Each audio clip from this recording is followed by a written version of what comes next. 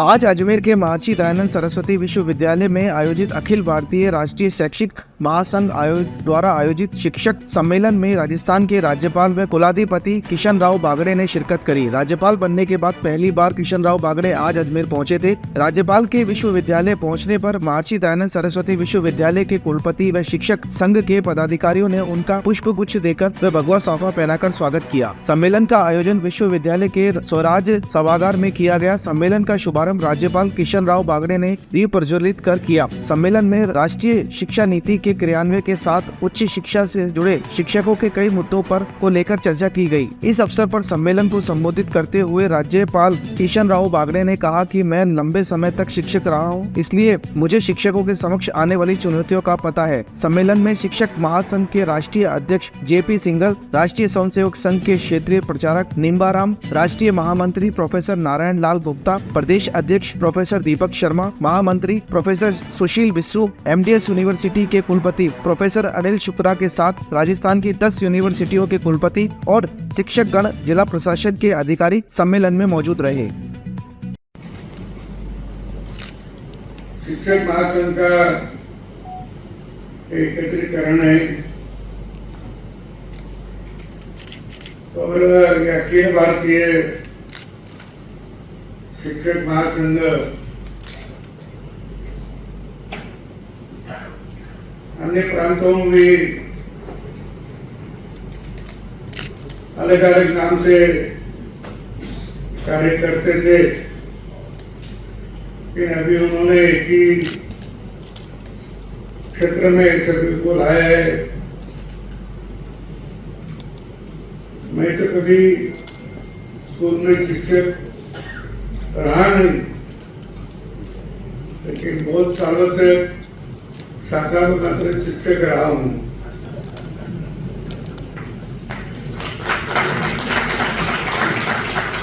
तो शिक्षकों की क्या जवाबदारी रहती तो मैं थोड़ी थोड़ी जानता भी हूं। एक रशिया उनसे भी एक देश, रशिया के देश में एक विश्वविद्यालय के बाहर एक बोर्ड लगा है। मैं सुना है कि किसी राष्ट्र को बिगड़ना है, उसको उद्ध्वस्त करना है तो बॉम्ब की जरूरत नहीं, उसका शिक्षा उसको बिगड़ाओ। उसकी शिक्षा बिगड़ गई और तो राष्ट्र भी बिगड़ सकता है, और इसकी शिक्षा अच्छी रही उसका राष्ट्र भी अच्छा रहता है। और ये सभी राष्ट्र को बनाना है तो शिक्षा ही महत्वपूर्ण है। और शिक्षा का पहला शिक्षक जो होता है वो बच्चों की माँ होती है। घर में बड़े भाई हुई बहन हो तो वो होते हैं, बाद में स्कूल में आए तो बाहर के शिक्षक उनके शिक्षक होते हैं। लेकिन मैं कभी कभी देखता हूँ यूट्यूब पे हो गए,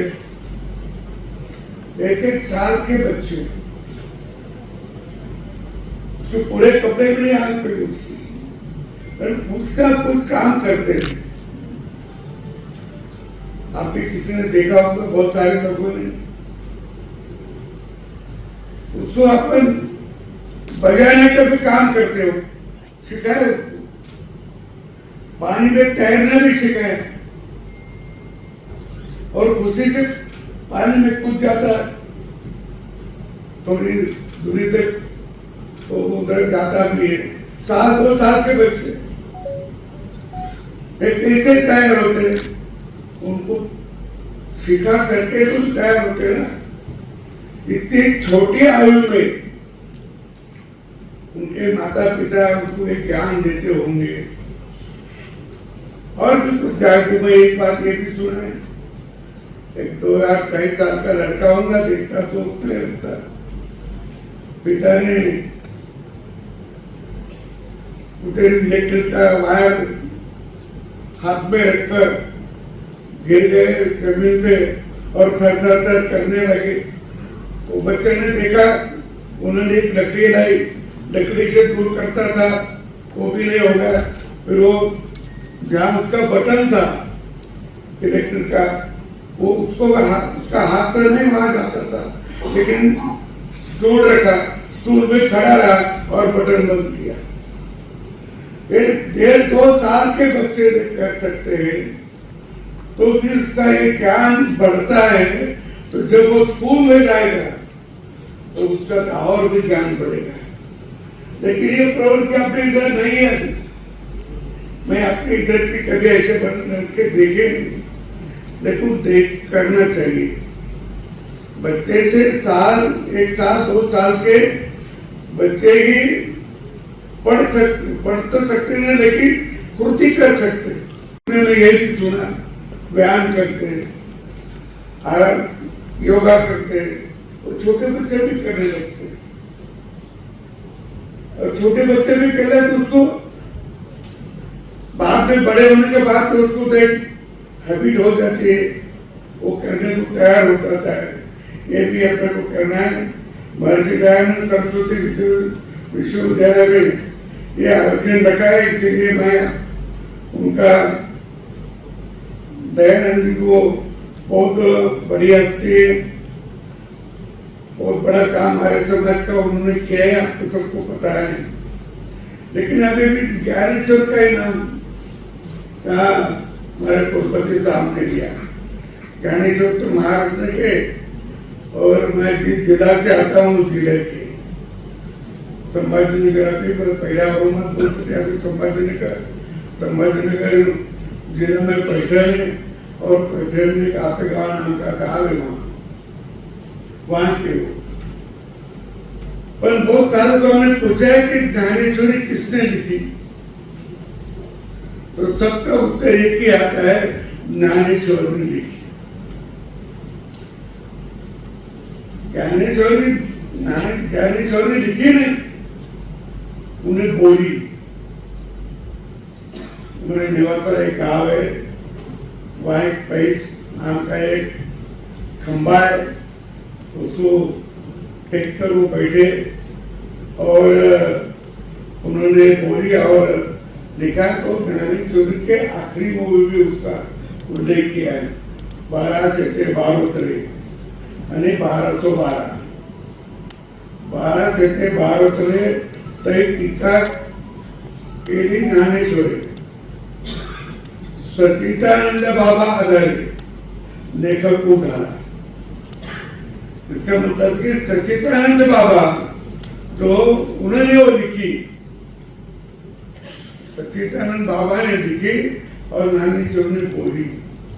पर बहुत सारे मैंने हमारे शिक्षकों को भी पूछा, वो बहुत बार तो वो यही उत्तर देते, ज्ञानेश्वर ने लिखी, तो पढ़ा नहीं करके।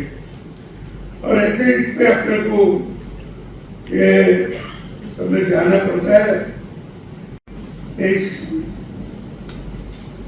ये मानता हूं कि अभी अपनी जो नीति, शिक्षा की नीति में जो आना था वो अभी कभी आया नहीं। अपनी अपनी संस्कृति है, अपनापन है, देव धर्म पर विश्वास रखते हैं, उनका अनुकरण भी करते हैं, उनको आदर से भी मानते हैं। राम को मानते हैं, श्री कृष्ण को मानते हैं, राजा छत्रपति शिवाजी महाराज को मानते हैं, हमारे राणा प्रताप जी को मानते हैं, हमारे अन्य नेतागण उनको भी मानते हैं, दयानंद जी हो या विवेकानंद जी हो, इनका भी आदर्श अपन मानते हैं। लेकिन उनका जो आचरण रहा, उनका जो आचरण रहा है वो अपने किताब में कहा है और कौन से क्लास में पढ़ाया जाता है।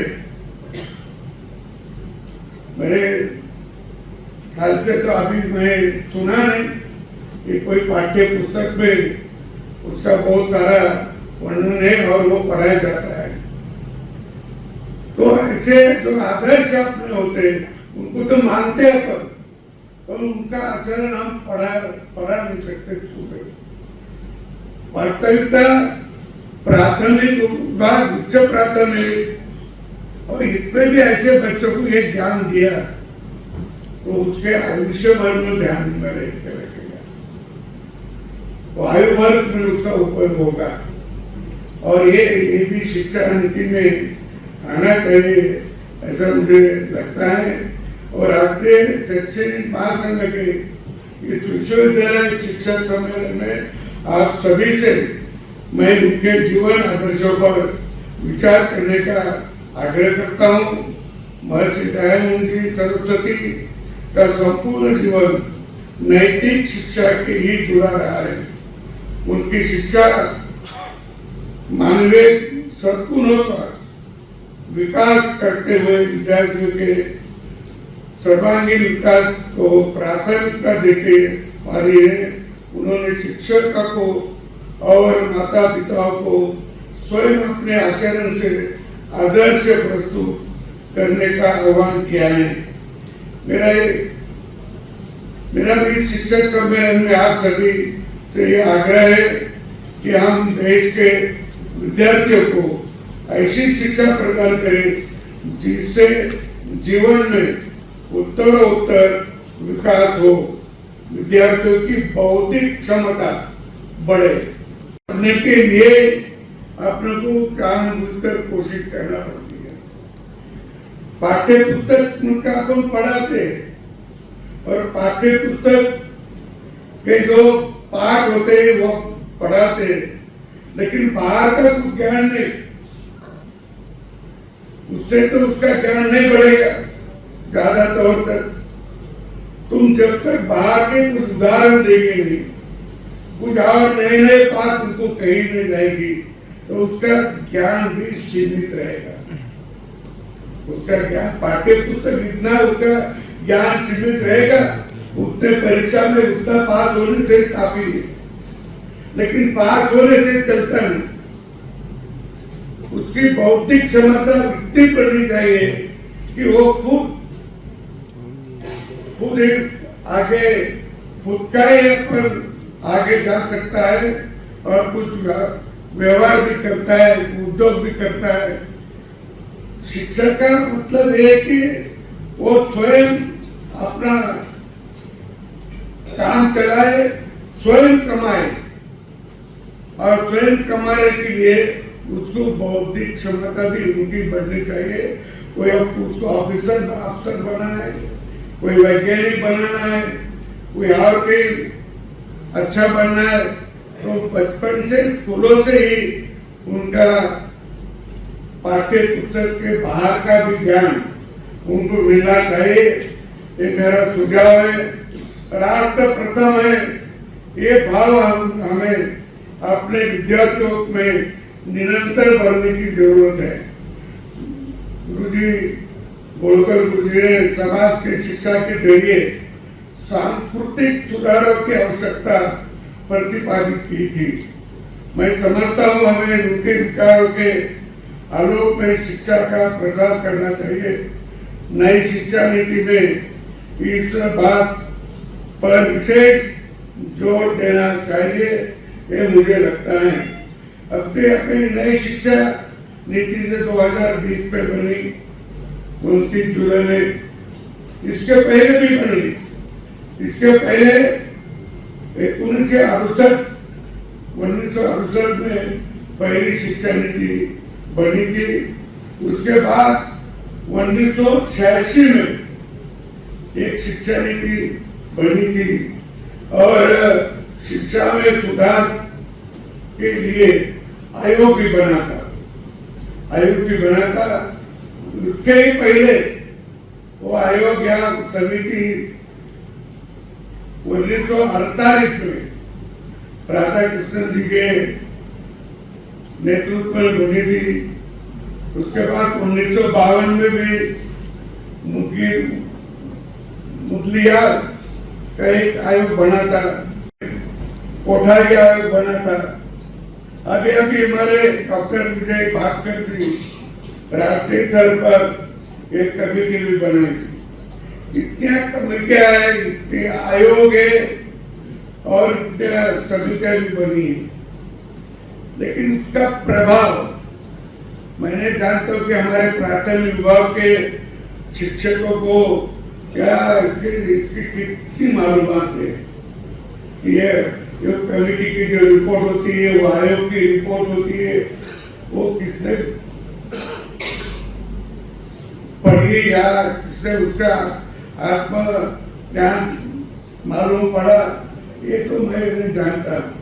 मुझे तो लगता है कि ये कभी न कभी शिक्षक क्षेत्रों में के कार्यकर्ताओं ने, अध्यापकों ने, प्राचार्यों ने ये जो नीतियां बनी है उसका भी अभ्यास करना चाहिए, वो भी पढ़ना चाहिए और उसमें जो राष्ट्र के हित का है वो बच्चों को बताना चाहिए। और बच्चों को बताने के लिए ही उनकी भी उम्र बढ़ेगी, उनका भी हौसला बढ़ेगा और उनको भी अच्छा लगेगा। ये सब आपने करना चाहिए, ऐसा मुझे लगता है। मेरा इस शिक्षक सम्मेलन में आप सभी से यह आग्रह है कि हम देश के विद्यार्थियों को ऐसी शिक्षा प्रदान करें जिसमें जीवन में वो उत्तर बढ़ सके। स्वामी दयानंद जी सरस्वती ने लिखा है, शिक्षा मनुष्य का ज्ञान है, संस्कृति है, धार्मिकता है, आत्मनियंत्रण है, नैतिक मूल्यों और धार्मिक गुणों को प्राप्त करने की मदद करती है।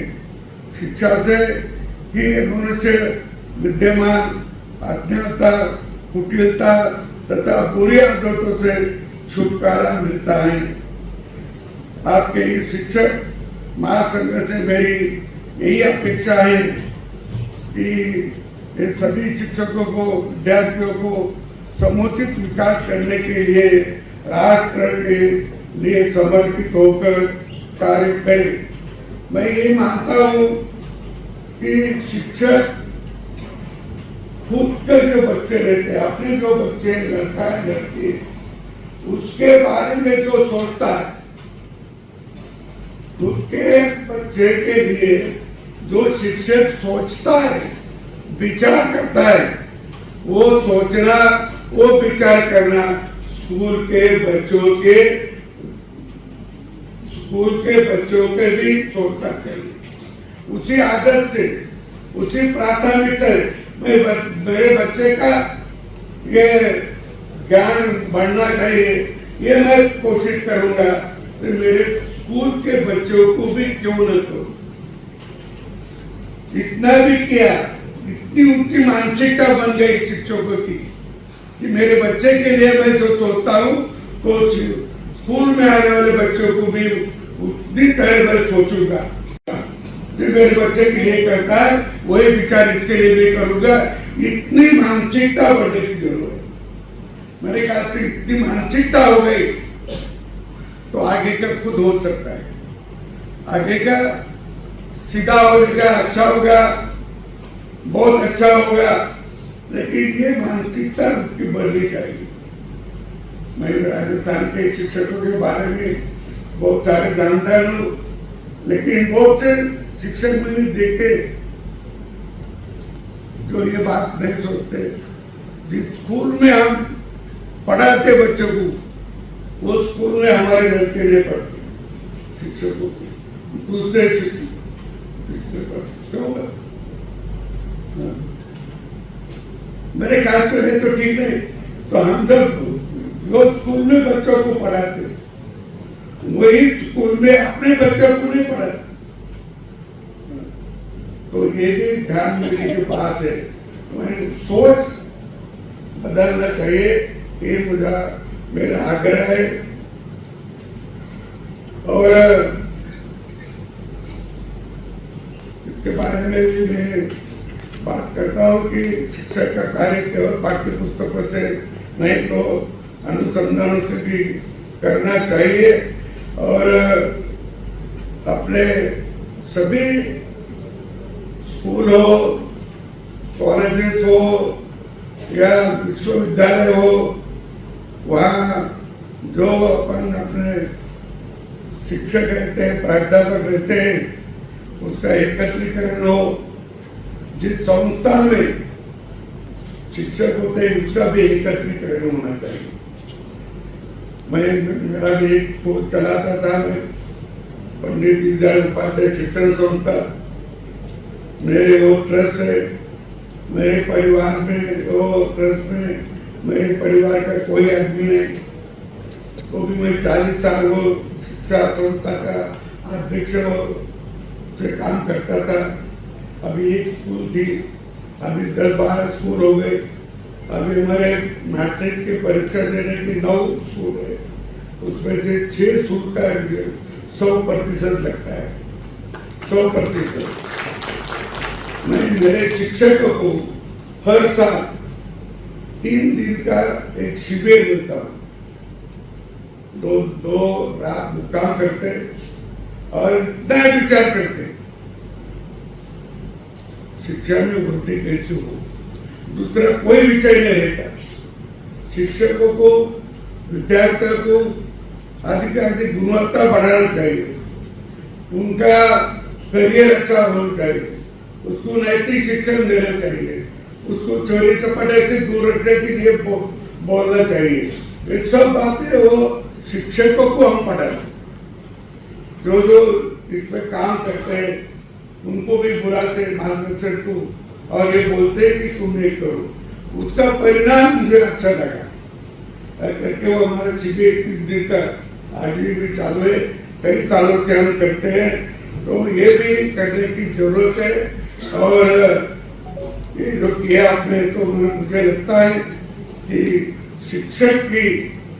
शिक्षकों ने मान लिया कि नहीं, मुझे सब बच्चों को गुणवान बनाना है, बुद्धिमान बनाना है, बच्चों को बनाना है।